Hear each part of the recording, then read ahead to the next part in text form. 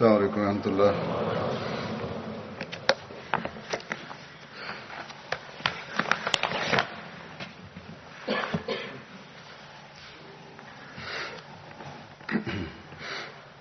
أشهد أن لا إله إلا الله وحده لا شريك له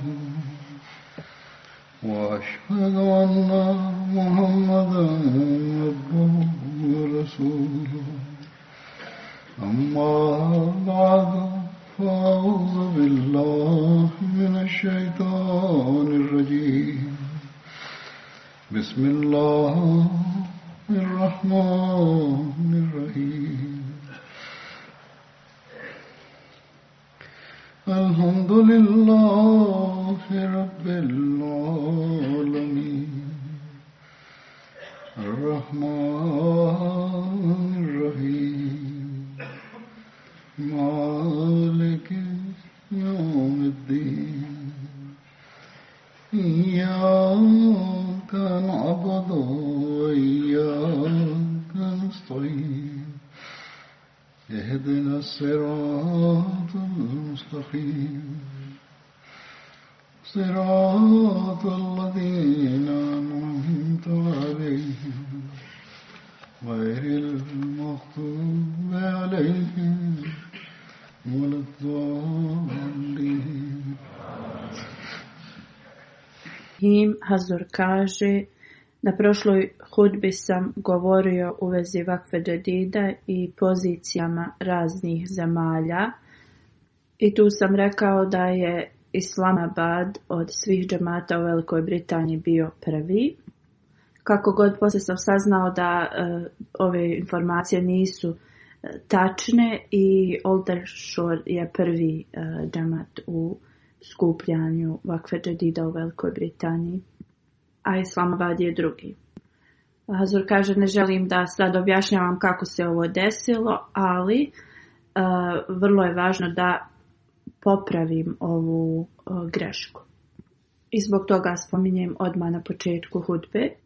Aldershot džemat se trudi puno i predsjednica Leđne iz ovog džemata mi je pisala kako su neke žene iz ovog džemata puno se žrtvovale za vakfe džedid i da je njihova želja da udjeljuju za ovakve vrlo na visokom nivou, da ih uzvišeni Allah blagoslovi njihovu imovinu i njihove porodice. Hazur kaže, u prošloj hudbi sam spomenuo ljude koji su siromašni, a toliko se žrtvuju i trude da udjeljuju, tako da bi to inspirisalo ove ljude koji su imućniji. Ali istosmjerno postoje ljudi koji su imućni u ovim bogatim zemljama, koji zaborave da sebi priuštavaju ovo svjetske neke stvari, oni daju u džemat. Ja ću sada da počnem da govorim na temu za ovu hudbu, a ta tema je u vezi ashaba koji su učestvovali u bitci na Bedru. U pretprošloj hudbi sam govorio u vezi Hazreti Sad bin Ubada radijallahu anhu i neki detalji i hadisi nisam uspio da ih predstavim na pretprošloj hudbi, tako da ću danas o njima da govorim. Hazur kaže, prvo ću da popravim nešto što sam rekao u vezi njega na pretprošloj hudbi. Mašala, tim za istraživanje podataka o ovim ashabima stvarno predano rade na ovome. Ali nekada zbog brzine ili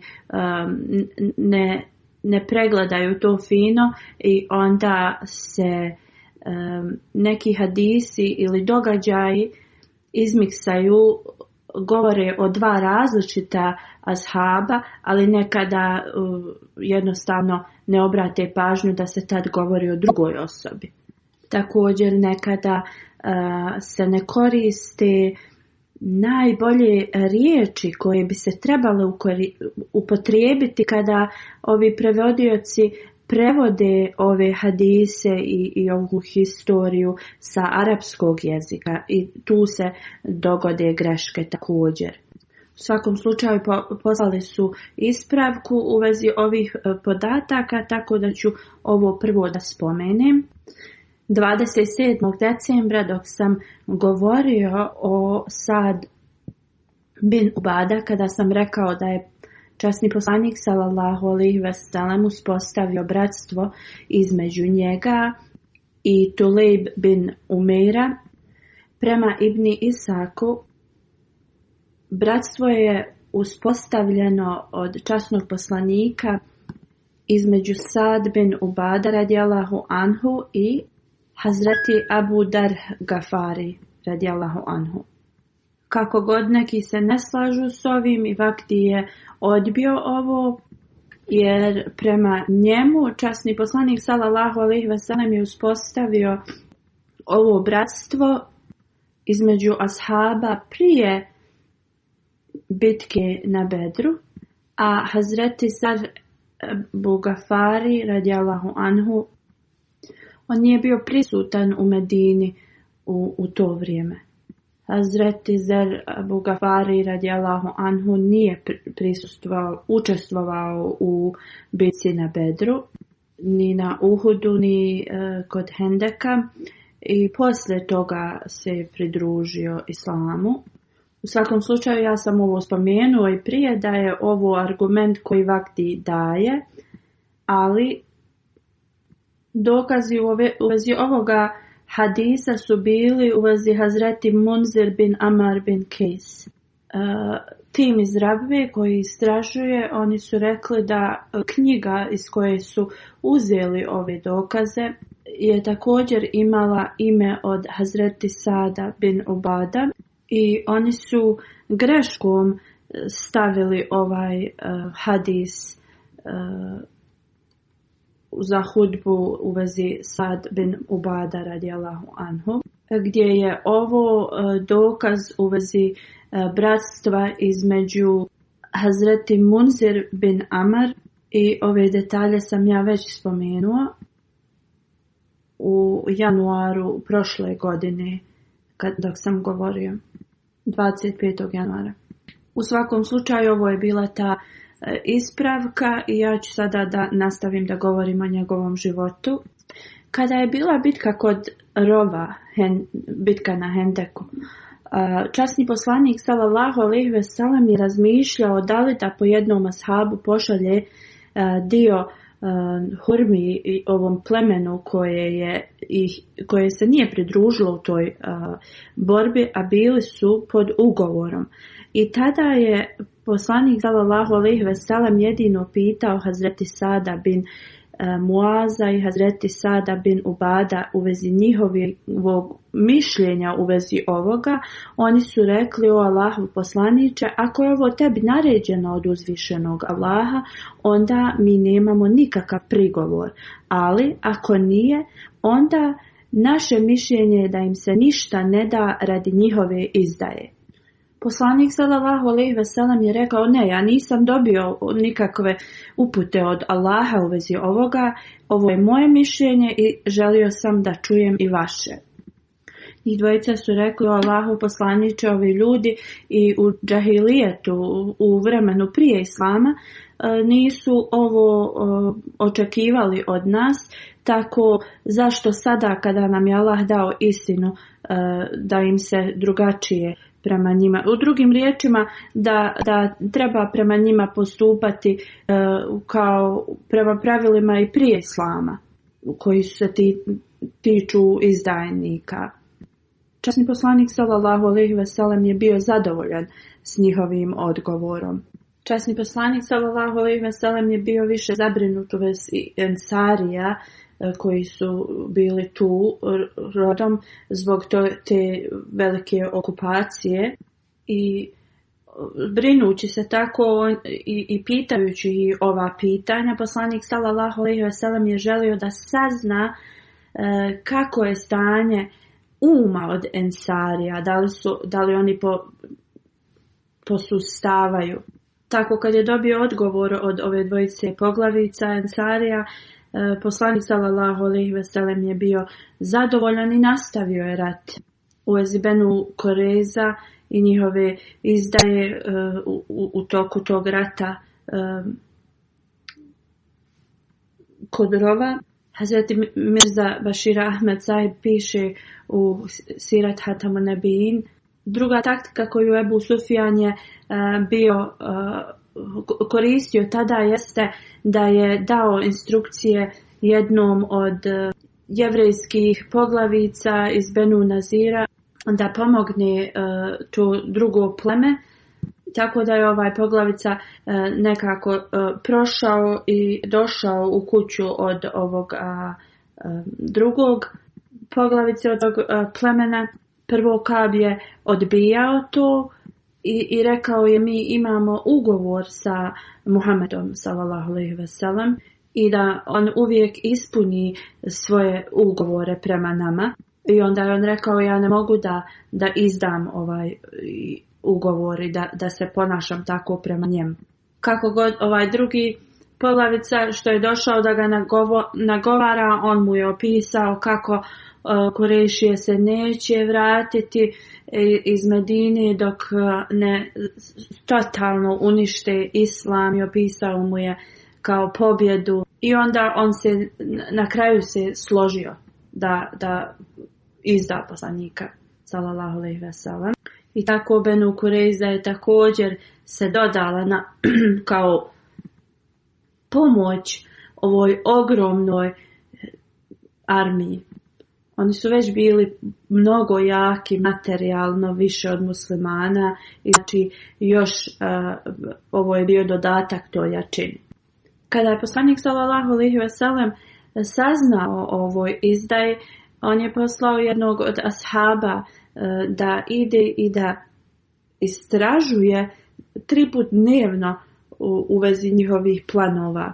Poslije je poslanik sallallahu alejhi ve sellem poslao Hazreti Sad bin Muaz i Hazreti Sad bin Ubada i još nekoliko ashaba koji su bili ugledni i bogati kao poglavice u Medini u Benu Kurejza kao delegacija za pregovore.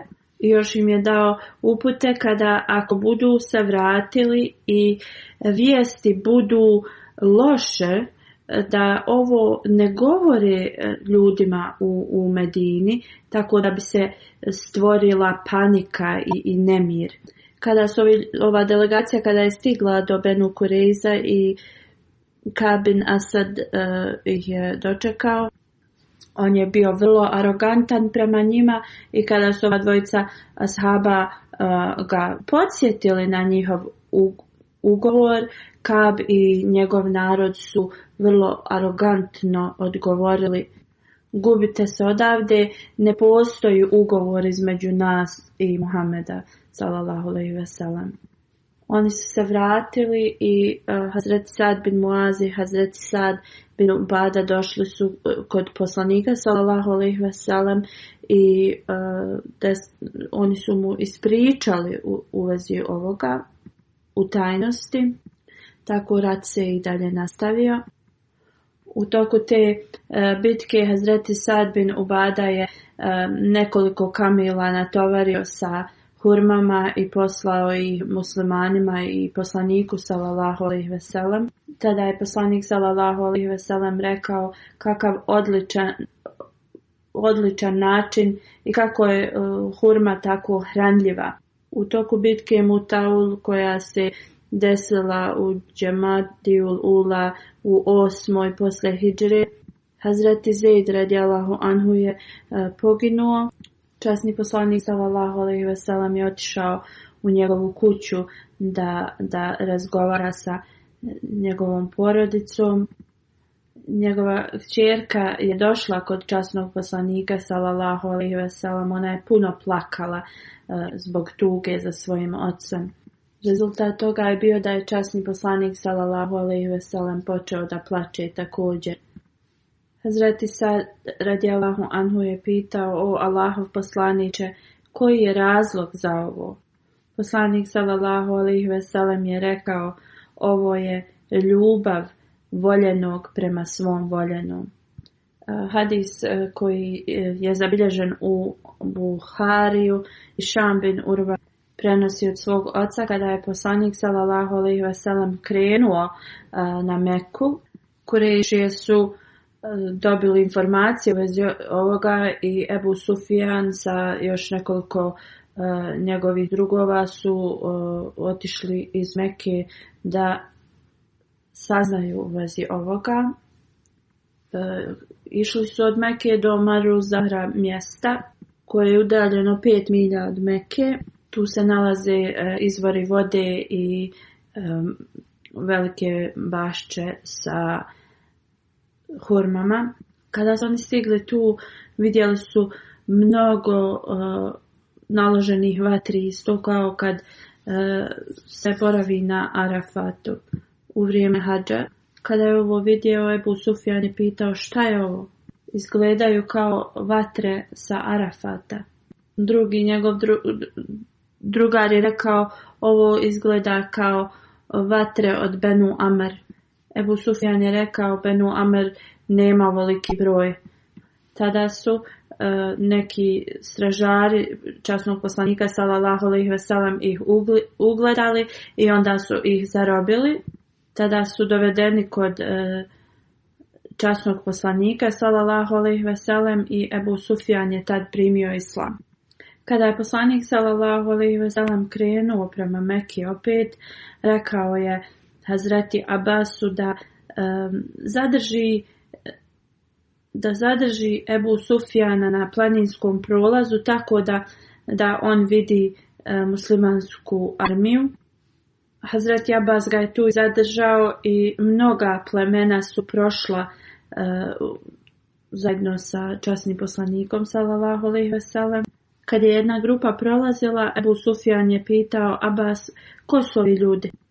Hazreti Abbas je odgovorio, ovo su ljudi iz plemena Gafar. Onda je Ebu Sufjan rekao, ja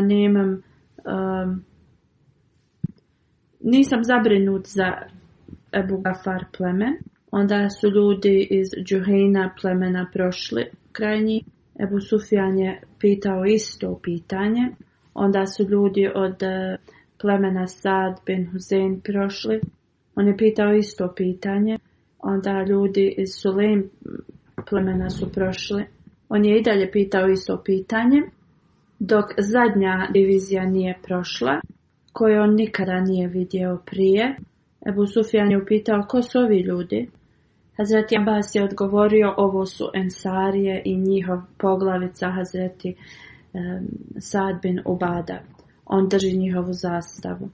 Hazreti Sad tada je rekao Ebu Sufjanu, Ebu Sufjan, danas će da bude jaka borba, gdje će sve biti dozvoljeno.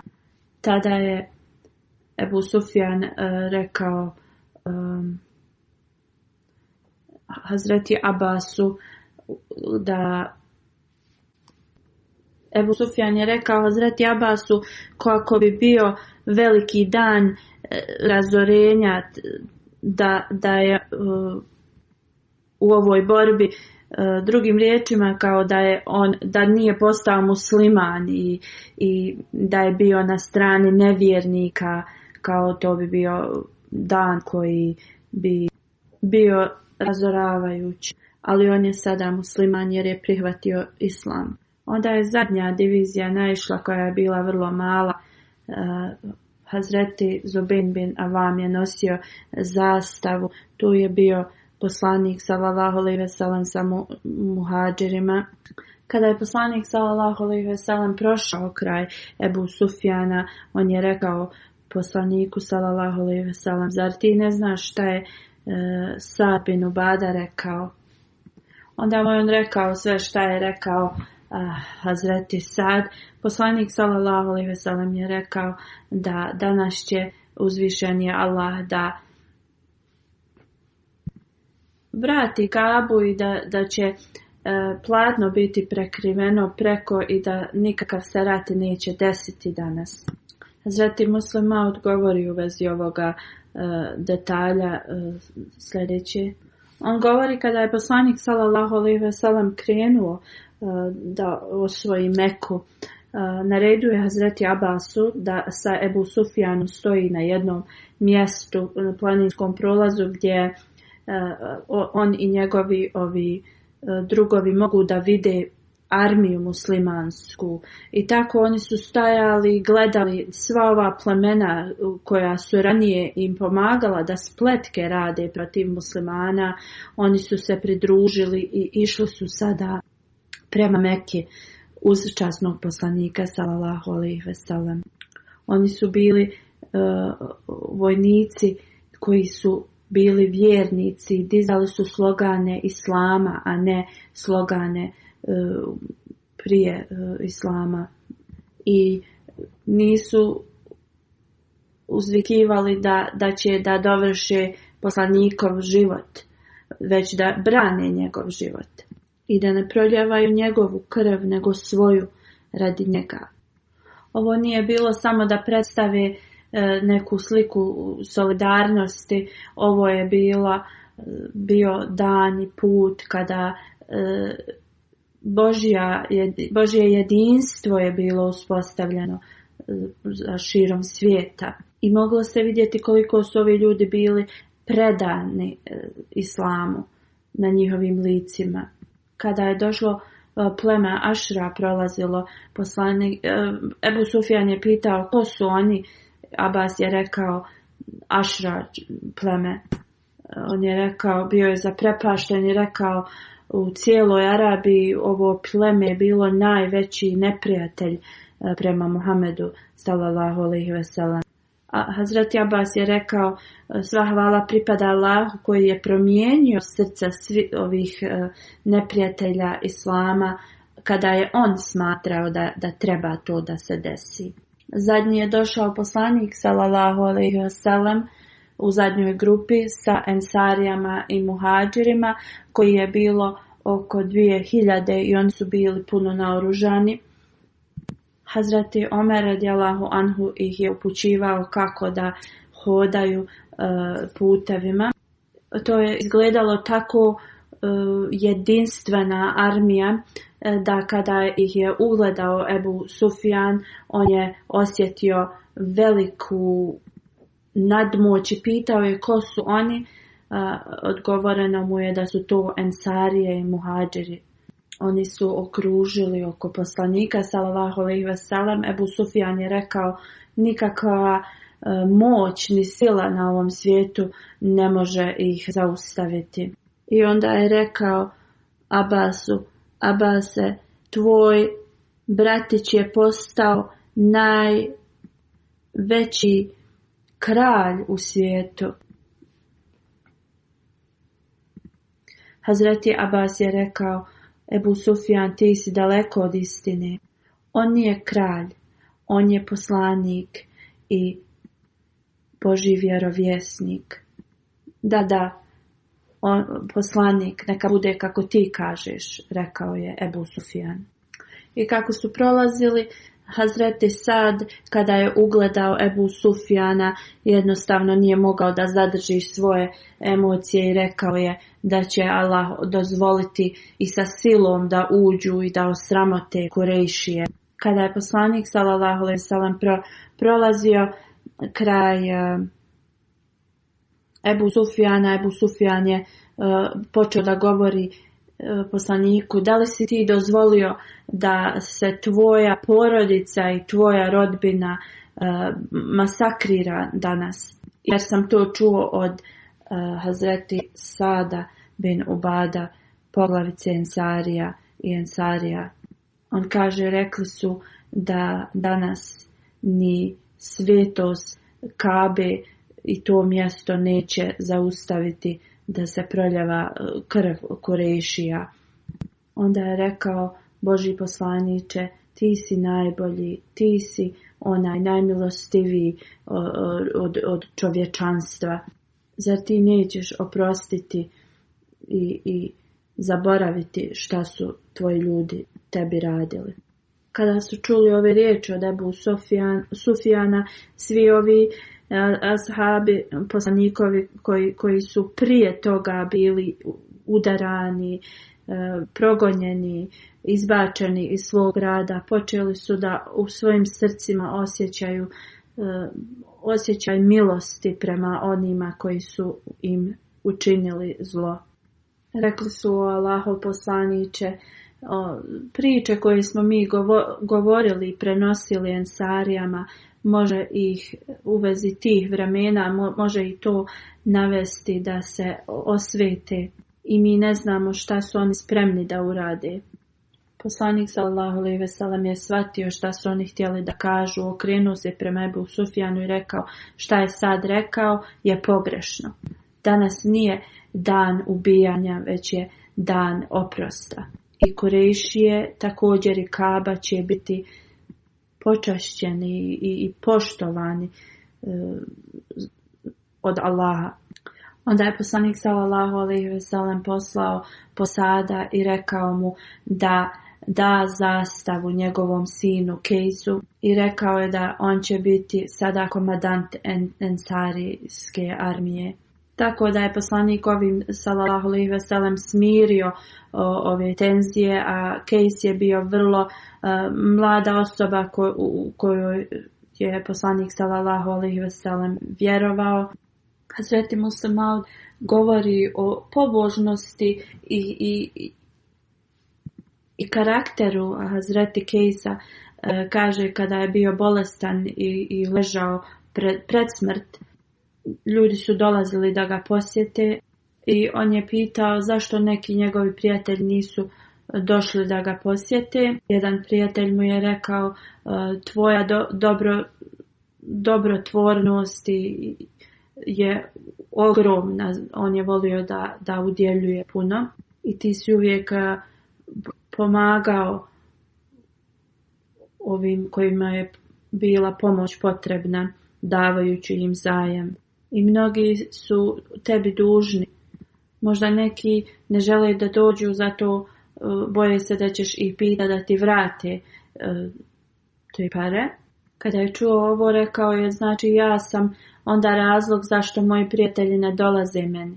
I rekao je: molim te, oglasi svima da niko ništa ne duguje Kejsu. Kada je ovo urađeno, imao je toliko posjetioca pred svoju smrt da stepenice su se slomile koje su ulazile u njegovu kuću. Drugo ime za borbu Hunein je borba Huaza. A Hunein je dolina 30 milja od Mekke, to je između Mekke i Tajfa. Bitka na Huneinu se desila poslije pobjede na Mekom u Ševalu 8. poslije Hidžre. Časni poslanik sallallahu alejhi ve sellem je dao ratni plijen muhadžirima i Ensarije su tada osjetile ovo u svojim srcima, nekako su to bili su tužni u vezi toga i ima detaljan hadis u vezi ovoga. Hazreti Ebu Sejd Hudri radijallahu anhu prenosi: kada je poslanik sallallahu alejhi ve sellem dao ratni plijen muhadžirima i drugim arapskim plemenima, ništa nije bilo ostalo za Ensarije. Oni su se osjećali tužni radi ovoga i nekada bi govorili jedni između drugih u vezi ovoga.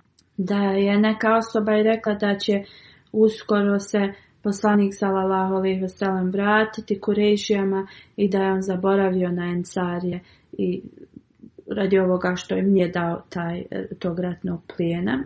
Tada je Hazreti Sad bin Ubada radijallahu anhu došao kod poslanika sallallahu alejhi ve sellem i rekao: o Allahov poslaniče, Ensarije imaju nešto u svojim srcima u vezi ovoga što je poslanik uradio. Poslanik sallallahu alejhi ve sellem je pitao: o Sad, koje je tvoje mišljenje u vezi ovoga, na čijoj si ti strani? On je rekao: o Allahov poslaniče, ja sam samo obični član mog plemena i nemam nikakav status ni položaj. Onda je poslanik sallallahu alejhi ve sellem rekao: u redu, odi i prikupi Ensarije na to i to mjesto. Neki muhadžiri su se pridružili također i Hazreti Sad im je dao dozvolu da mogu da prisustvuju. Još neke osobe su htjele da dođu, ali Hazreti Sad im nije dao dozvolu. Kada je sakupio sve, Hazreti Sad je otišao kod poslanika sallallahu alejhi ve sellem i pozvao ga. Tada je poslanik sallallahu alejhi ve sellem prvo veličao uzvišenog Allaha dželešanhu. Onda je rekao: o Ensarije, ja sam dobio do znanja da se vi osjećate loše radi toga što vam nisam dao ratnog plijena. Prije mog dolaska, zar vi niste bili u stanju neupućenosti, a uzvišeni Allah vam je poslao uputu? I zar vi niste bili siromašni i onda vam je Allah dao bogatstvo? I zar vi niste bili neprijatelji jedni prema drugima dok vam Allah nije podario ljubav? Onda su oni rekli: uistinu Allah i njegov poslanik su najbolji. Onda je poslanik sallallahu alejhi ve sellem rekao: o Ensarije, zašto ne odgovarate na pitanje koje sam vam postavio? Onda su rekli: o Allahov poslaniče, kako da mi odgovorimo kada su svi blagoslovi i sve ljepote od uzvišenog Allaha i njegovog poslanika sallallahu alejhi ve sellem.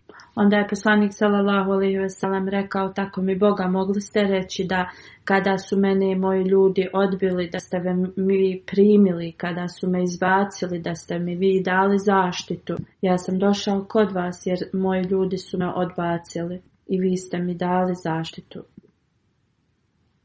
Oni su mogli da kažu sve ovo. Onda je poslanik sallallahu alejhi ve sellem rekao: o Ensarije, da li ste vi osjetili nezadovoljstvo radi toga što vam nisam dao obični ovosvjetski imovinu i što sam dao drugima, a ne vama? Ja sam to njima dao da bi smirio njihova srca, tako da oni prihvate islam i postanu jaki u svojoj vjeri. Ali vjerujem u vašu vjeru u islam.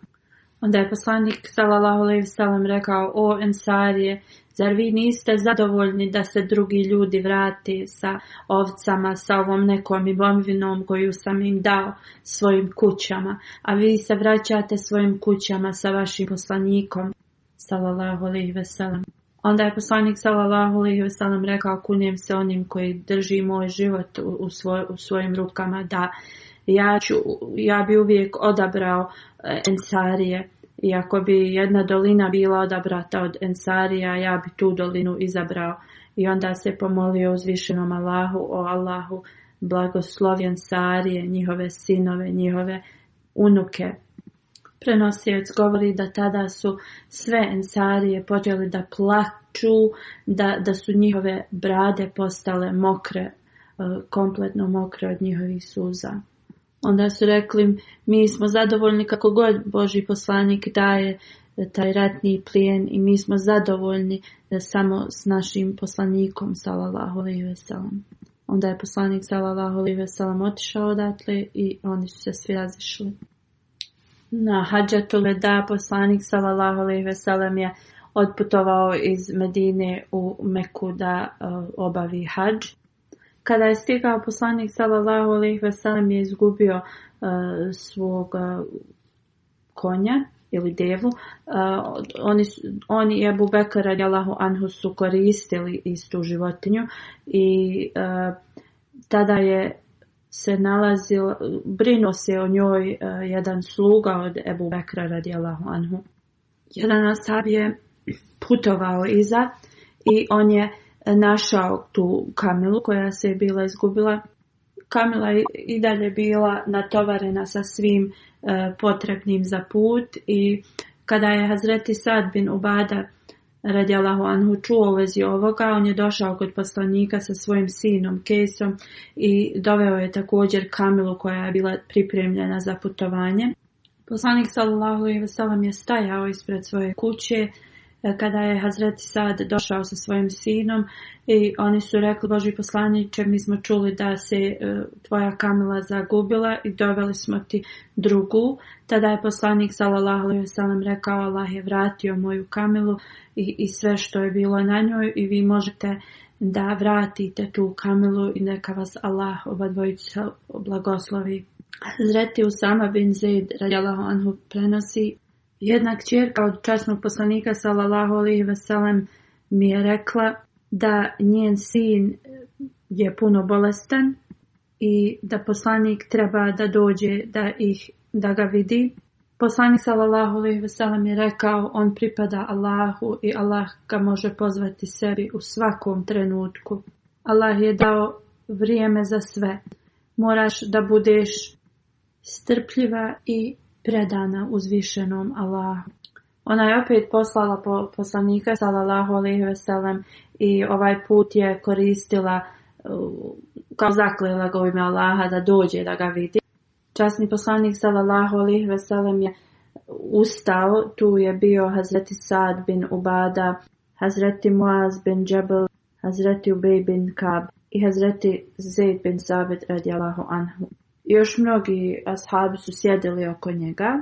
Kada je poslanik sallallahu alejhi ve sellem otišao da posjeti ovo dijete, način na koji je ono disalo, vidjelo se da su to zadnji udisaj njegovog života. Hazreti Usama radijallahu anhu prenosi: taj zvuk je bio kao kad se dvije posude vode jedna od drugu dotiču i poslanik sallallahu alejhi ve sellem vidjevši ovo njegove te uzdisaje počeo je da plače. Hazreti Sad radijallahu anhu ga je upitao: o Allahu poslaniče, zašto plačeš? Poslanik sallallahu alejhi ve sellem je rekao: ovo je radi toga što je Allah stavio milost u srca ljudi i Allah samo daje milost na one ljude koji pokazuju milost drugima. Ovo njegovo emocionalno stanje nije nešto što se ne može zamisliti. To je jedino radi Allahovih blagoslova i njegovog saosjećanja za čovječanstvo.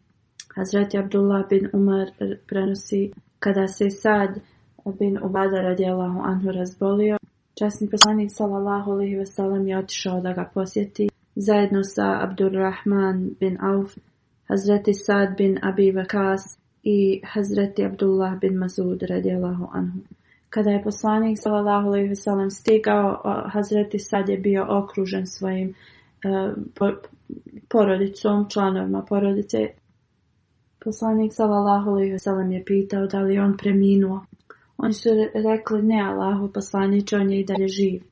Onda je poslanik sallallahu alejhi ve sellem prišao blizu njega i kada je vidio njegovo stanje, počeo je da plače. Kad su ljudi vidjeli poslanika sallallahu alejhi ve sellem u ovakvom stanju, oni su počeli da plaču.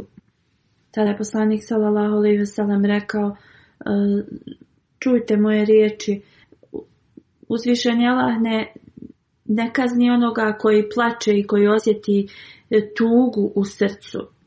Radije on će da blagoslovi ovakvo stanje.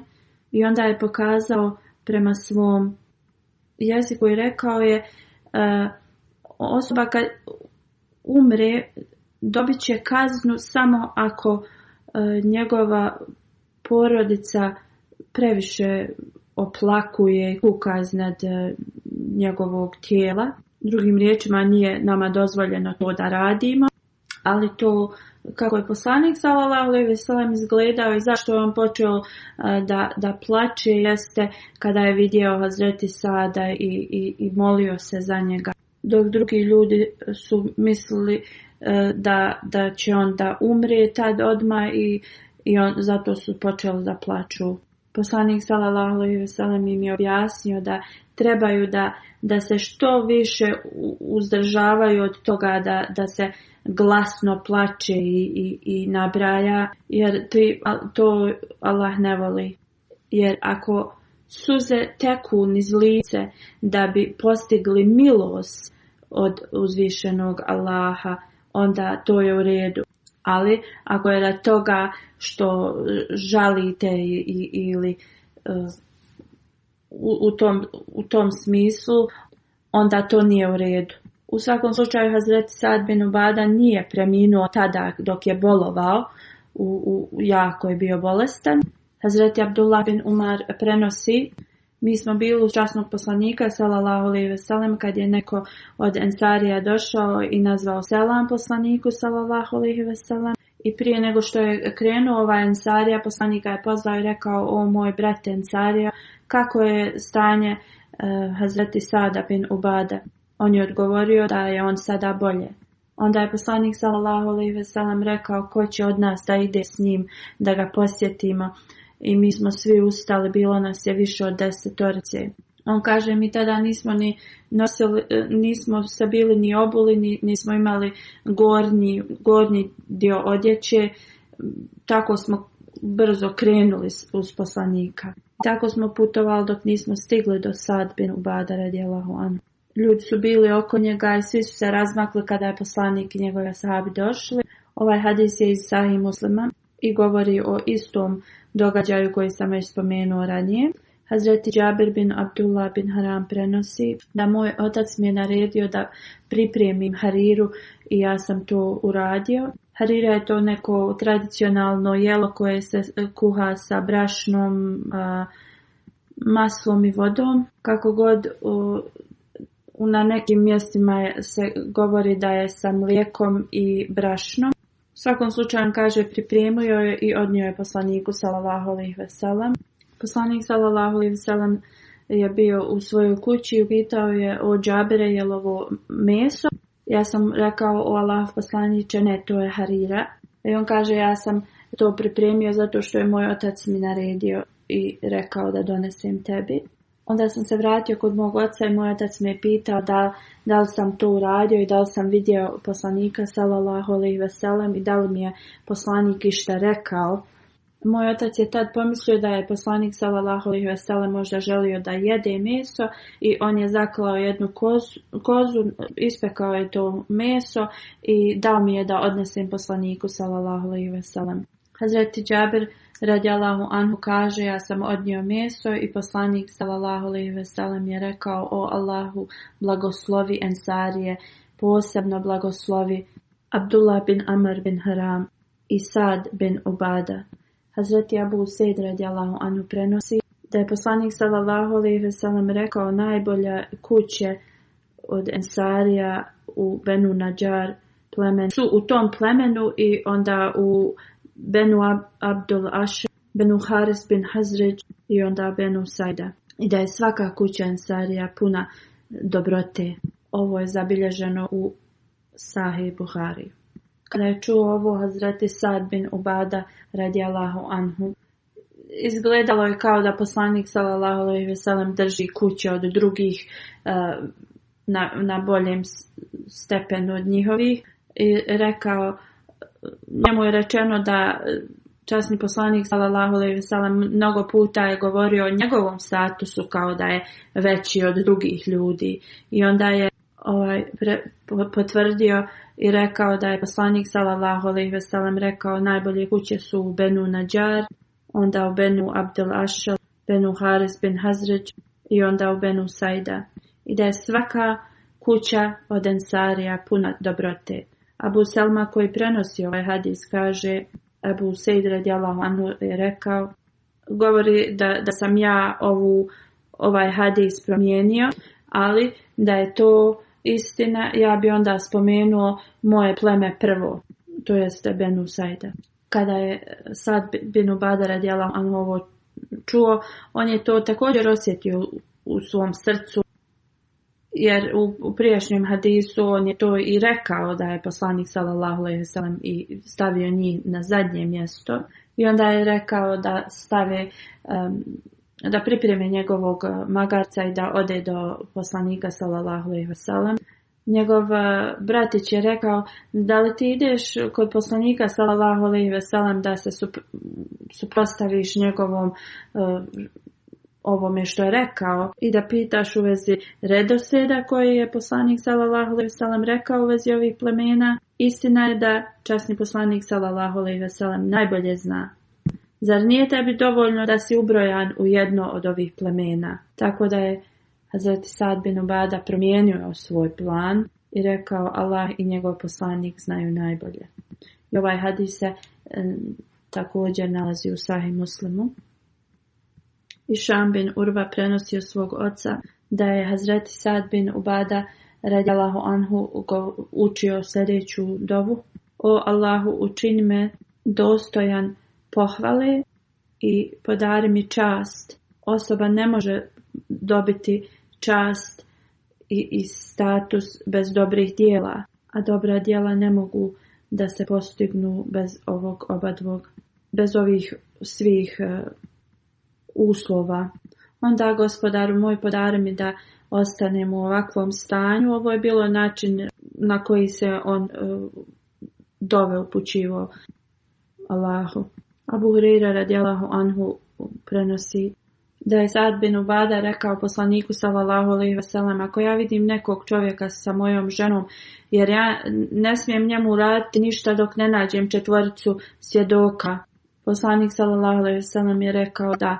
Onda je Sad radijallahu anhu rekao: tako mi Boga koji te poslao sa istinom, ja bi to odmah svojim mačem presudio. Da je poslanik sallallahu alejhi ve sellem rekao: poslušajte svoga vođu, on ima veliku čast, ali ja posjedujem još veću čast, a uzvišeni Allah, njemu pripada najveća čast. Onda u Sahih Muslimu u vezi iste ovog događaja se prenosi, Hazreti Mugeira bin Šejba prenosi da je Hazreti Sad bin Ubada radijallahu anhu rekao je: ako ja nađem koga sa svojom ženom, ja bih je odmah ubio. I ubio bi ga najoštrijim dijelom mog mača. Poslanik sallallahu alejhi ve sellem je rekao kad je čuo ovo: da li se vi divite koliku čast Sad ima? Tako mi Boga, ja posjedujem veću čast od njega, a Allah posjeduje najveću čast. I zbog njegove časti uzvišeni Allah je zabranio ovakva djela nemoralna, da li to bilo u tajnosti ili otvoreno. I niko ne posjeduje veću čast od uzvišenog Allaha.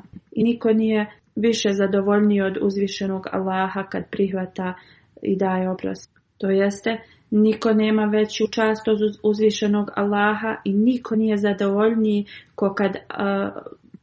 kao Allah kada osoba traži oprost od njega i kad on primi to. I onda je poslanik rekao: zbog ovoga uzvišeni Allah je rekao da su njegovi poslanici donosioci radosnih vijesti i oni koji upozoravaju. I zbog ovoga uzvišeni Allah je obećao kao nagradu.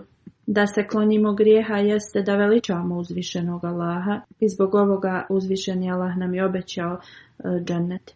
Iako Allah daje kaznu, on to ne daje odmah. Osoba radi časti može da uradi kaznu, ali Allah oprašta onome ko traži oprost i blagoslovi ih. Ne samo da oprašta, on također nagrađuje. I onda je poslanik sallallahu alejhi ve sellem rekao: ne trebamo da žurimo u svojim djelima iznad onih naređenja uzvišenog Allaha. Onda u drugom hadisu se prenosi da je poslanik sallallahu alejhi ve sellem postavio Sada bin Ubadu za osobu koja će nadgleda fundaciju sadake od nekog plemena. Poslanik sallallahu alejhi ve sellem ga je savjetovao da se boji Allaha u rađenju ovog posla i Hazreti Sad je pitao poslanika da da ovu dužnost nekom drugom. Poslanik sallallahu alejhi ve sellem mu nije ovo dao da radi.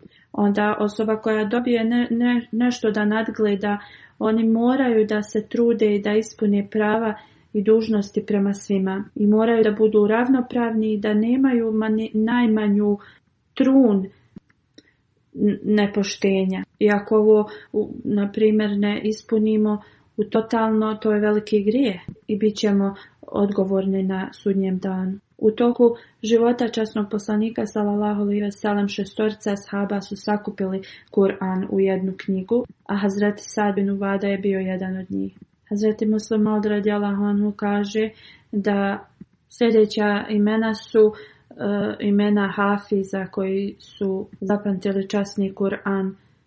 Oni su bili Ensarije, Ubada bin Samit, Muaz Muđama bin Haris, Fuzala bin Ubad, Muslima bin Mukalad,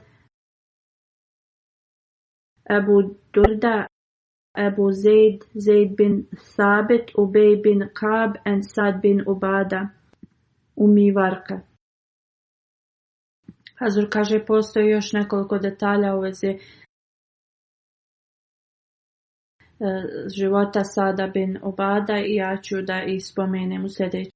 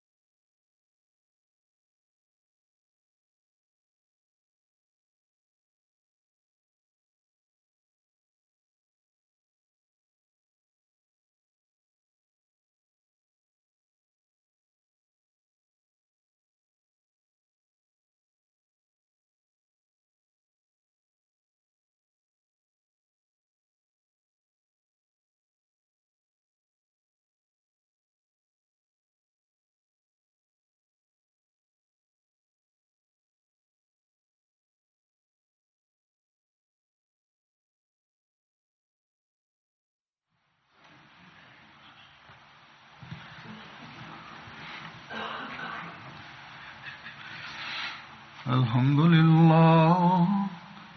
لله نحمده ونستعينه ونستغفره ونؤمن به ونتوكل عليه ونعوذ بالله من شرور أنفسنا ومن سيئات أعمالنا من يهده الله فلا مضل له ومن يضلل فلا هادي له ونشهد أن لا إله إلا الله